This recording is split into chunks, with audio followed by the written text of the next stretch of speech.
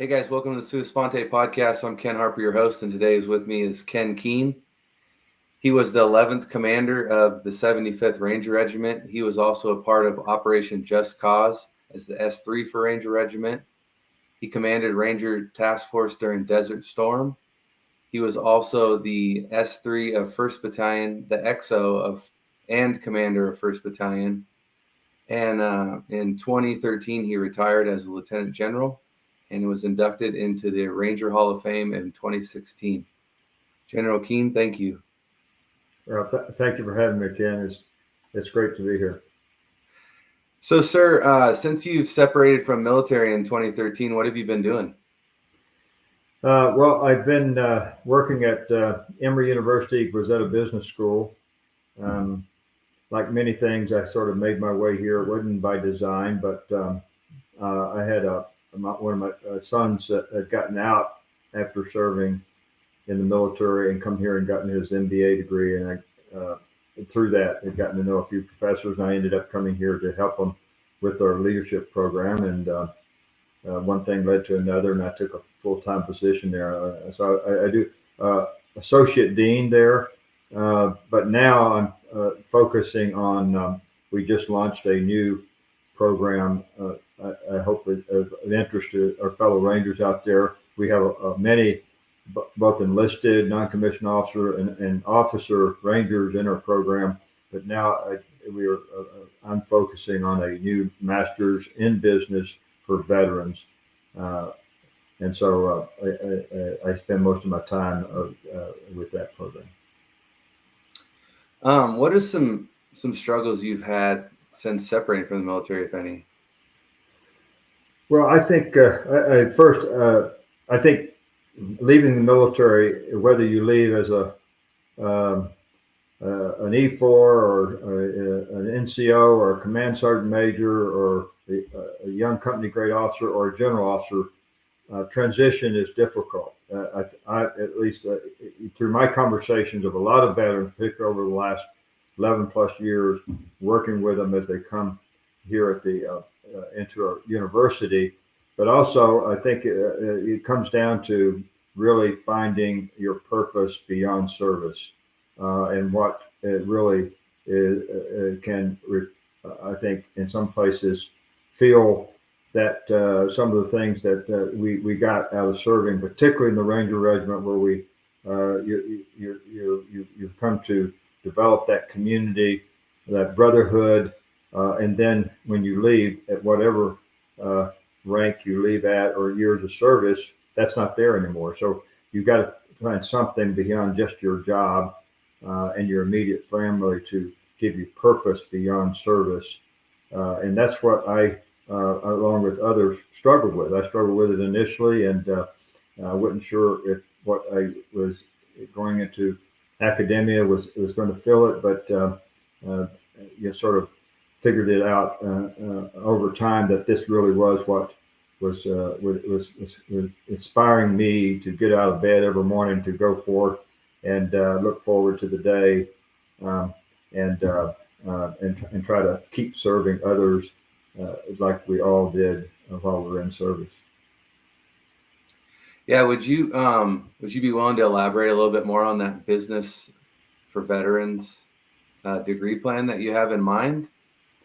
Yeah, so I worked for the last 10 years really in our Master's of Business Administration MBA program. But one of the things I saw was there are a lot of veterans in particular that didn't have the time, maybe didn't have the resources in terms of funding or other things to pursue an MBA, a traditional MBA. And I saw that there was a gap, and there was one other program going on like this in the nation at University of Southern California, Marshall School of Business in Los Angeles, that had this program. We got a new dean a few years ago who was excited about us trying to start something like this. So he basically, as we often say, leadership matters, and his leadership made a difference in us being able to get the resources from the university to launch this program, to offer it to all veterans, in order to offer we call it MBV, but essentially it is a 11-month program that is for working professionals. So it meets every other weekend on a Friday, Saturday, and you basically take an intensive course of instruction, which is really MBA courses, but put into that format. It's shorter than an MBA. It's cheaper than an MBA, so it's 1 year long. Its tuition is $60,000 versus twice that at most MBA, top 20 business schools. But if a veteran has full benefits available between that and Yellow Ribbon, they're able to go tuition free. So we found that there was a need out there, and we just launched our first class here in May, and we have 31 veterans in that class, and our intent was to put 30 in it, but we accepted and have launched it with 31 and several Rangers. We have a former Ranger retired. He's getting ready to retire now as a command sergeant major. A former Master Sergeant Ranger retired. A former captain retired from the Rangers who was enlisted, and several others that had served either in the regiment or in RTB.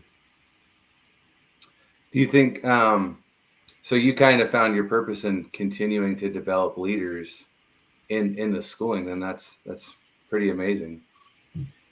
Yeah, so I mean, I was brought to Goizueta Business School to work in their leadership program to try to create experiential leadership opportunities for MBA students. Most of those MBA students will have a class of 200 come in. There might be 4 or 5 veterans in that class. Now we're seeing this incoming class is going to have like 24 veterans in it. So we're getting a lot more veterans into our MBA program as well. But most of these young folks coming into our MBA program have been out of their undergraduate studies for 5 years. They have no leadership experience. They have a limited amount of work experience. So they're hungry for it, quite frankly. And so I've worked with the school to provide them leadership opportunity. One of the first things I do is take them to Fort Benning, now Fort Moore, of course, to put them through the leader reaction course for a day. And I just did that with a bunch of them last weekend. I'm going next weekend with a bunch of them. And I use veterans, a lot of them Rangers, to coach them and put them through the LRC for a day. Now, it's a kinder, gentler LRC than what we're used to. You know, they're not wearing all the military gear and stuff, and no one's screaming and yelling at them like a drill sergeant. But the experience itself is very much the same. You know, it's a team experience. They're doing stuff that they never would imagine that they've done. None of them have even been on a military base, much less done any of this.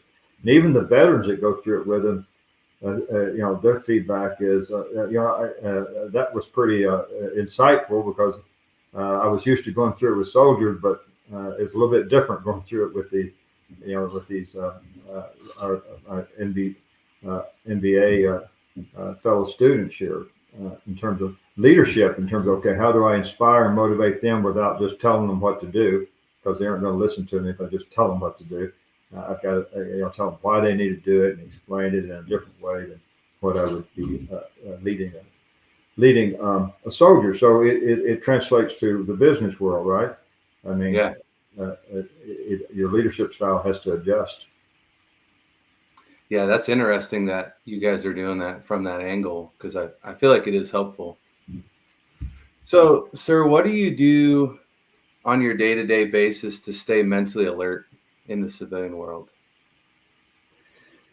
Working in academia does help in that regard, I think, because I'm teaching generally in some capacity most of the year. Sometimes I don't have a course per se, but I'm lecturing in some way. So you're always having to, and young students and old students alike are going to challenge you in the classroom. They're not going to take everything you say for the sake. So you have to be prepared. So reading, both for that and as well as pleasure, but staying mentally alert to be engaging with them every day, doing different things like your podcast, being guest speakers on other venues. I think just staying mentally engaged and getting out and basically reading and making a point to do that is important. What do you do to stay physically fit? Not as nearly as much as I used to. But the key word for me is to keep moving.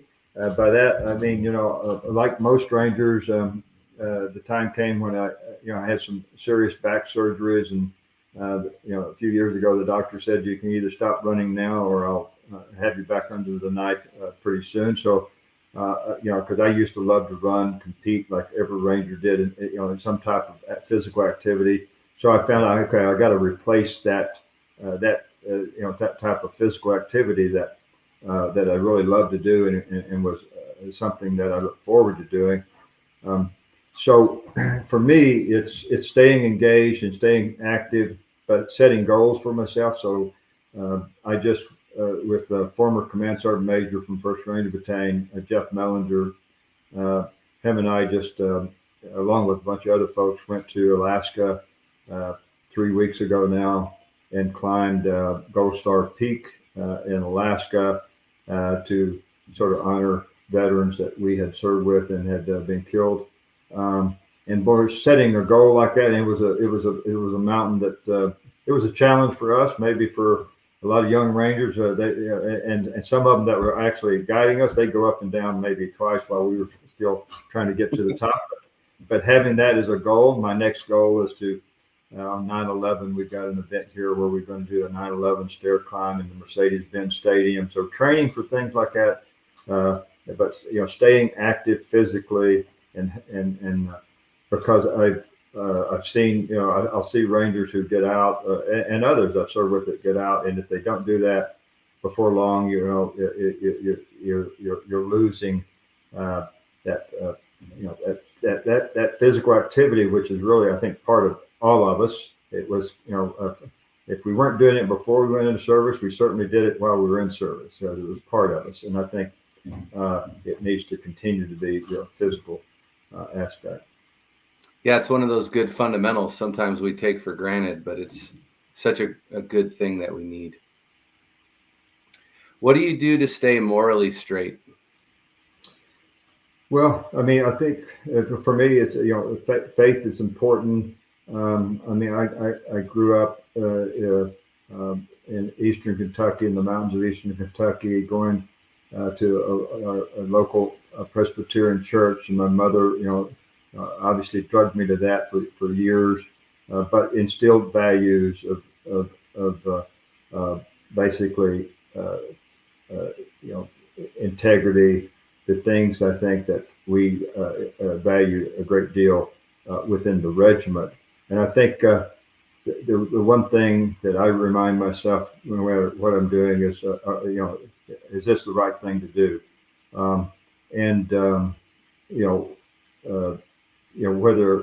Whether and having the courage to challenge others if we're straying from, is this really the right thing to do?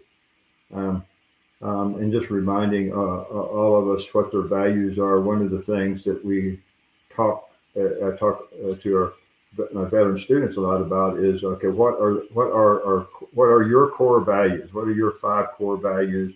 And are we living by those values? Not what your company's values are, but what are your personal core values are?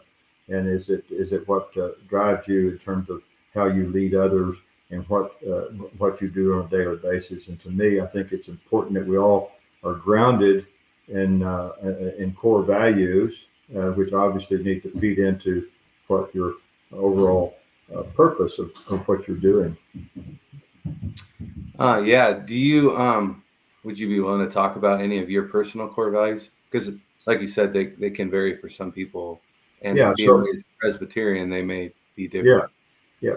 So, and I would say this is something that I found that over time, as you get where you are in life,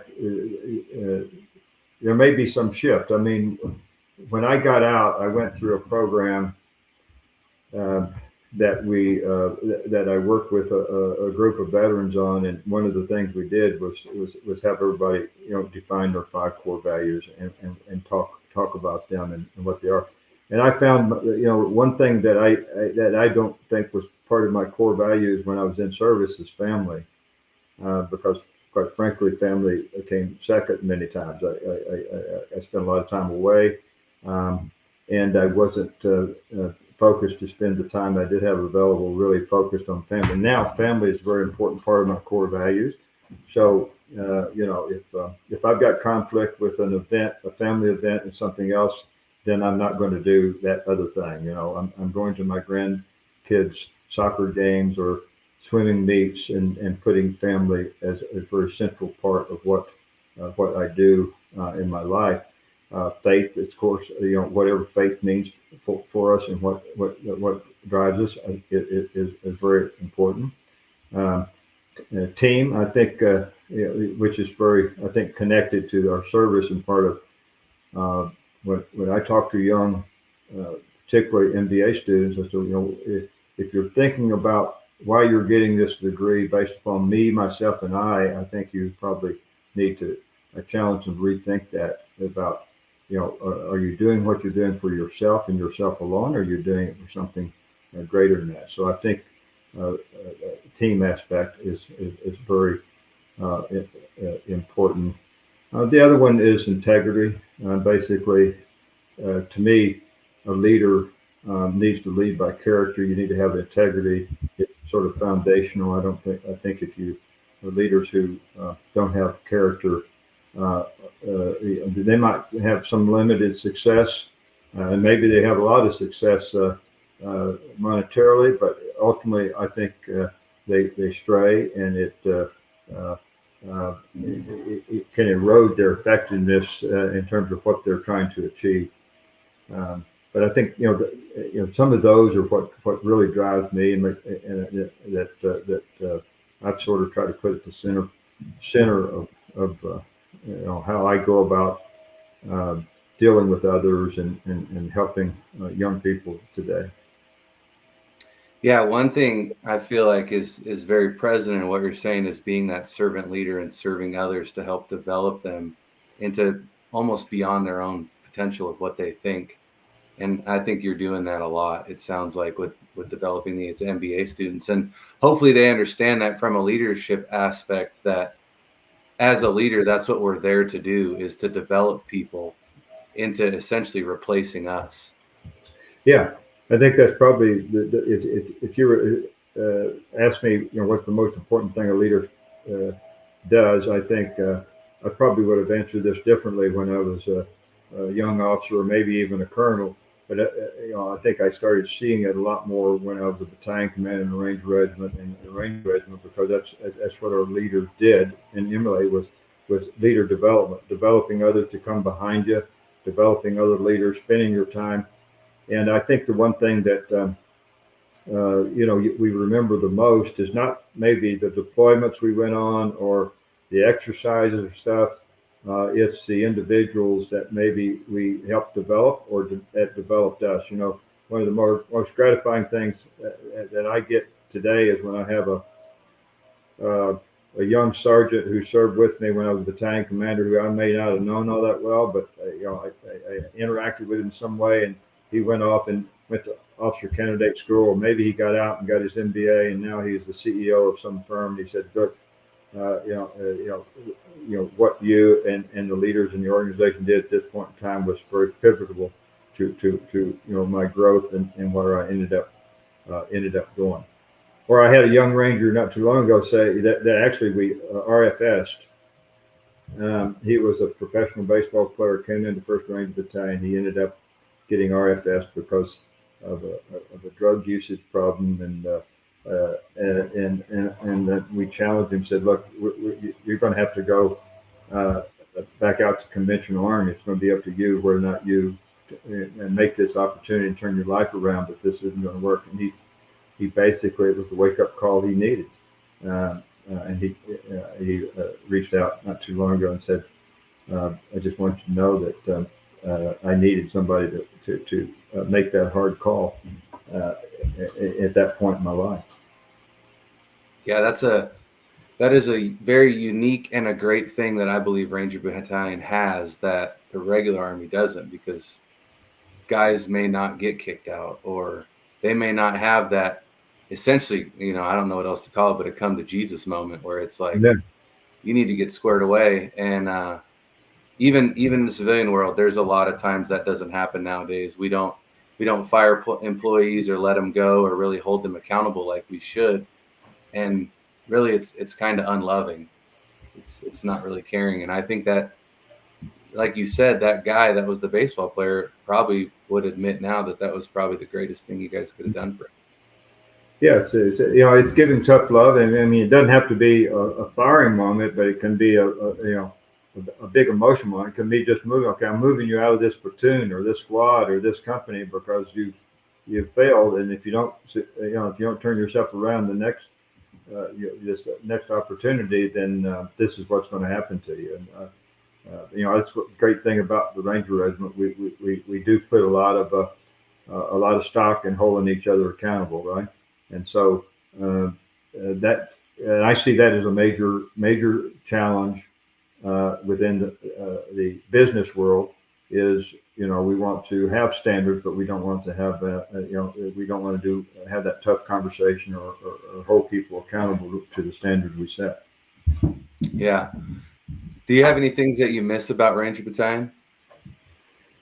Sure, there are lots of things. I don't miss the midnight calls on Saturday night or Sunday morning when we have to, pick up a few Rangers that might have gotten in trouble or something. But it's it really comes down to the relationships, the deep brotherhood relationships that we develop, the friendships we develop.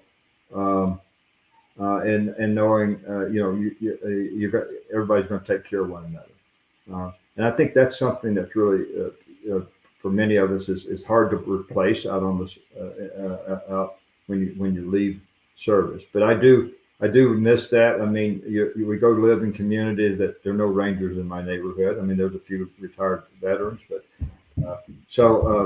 I get my fix by going down to now Fort Moore. Quite often spending time with Rangers, but yes, I do miss that part of it. Yeah, that's hard, and most guys feel that same miss that you have, sir. Well, sir, like we say, Rangers lead the way. Yeah, Rangers lead the way.